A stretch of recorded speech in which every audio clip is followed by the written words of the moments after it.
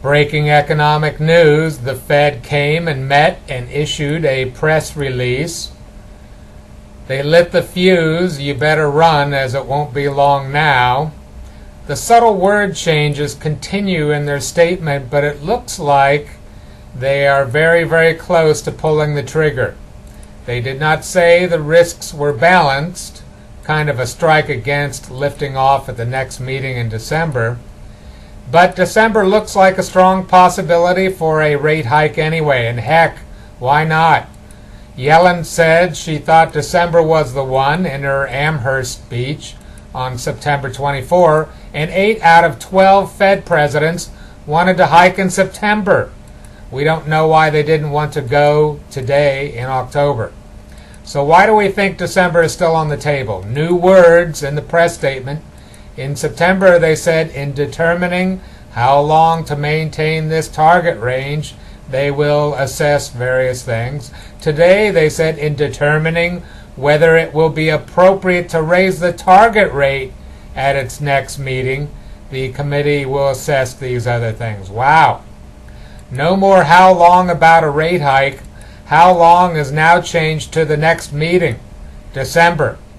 Our view is if the economy hits its numbers, they go. What numbers? It's not inflation. Inflation is a lagging economic indicator. Basically, it is the 5.1% unemployment rate. They want to see it fall a little further to the new goal line of 4.9% full unemployment. Net, the Fed is getting closer to lifting off. Don't be fooled by the lack of action. Today, a rate hike at the December meeting is still very much on the table. We have 2 more monthly employment reports to go on Fridays, November 6 and December 4, before the December 16 decision date.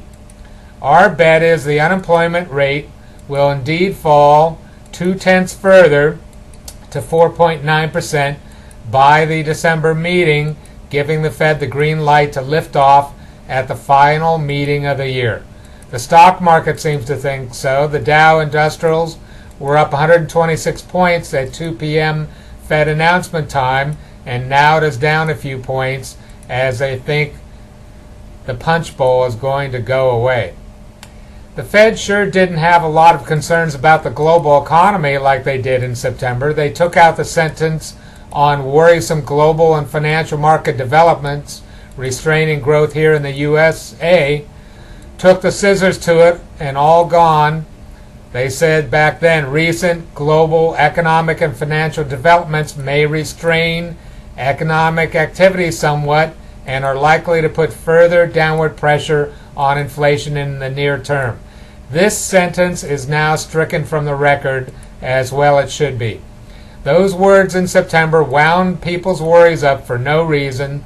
They are still monitoring global economic and financial developments, but we don't think they see material risks to the forecast based on the global economy. And the stock market, come on.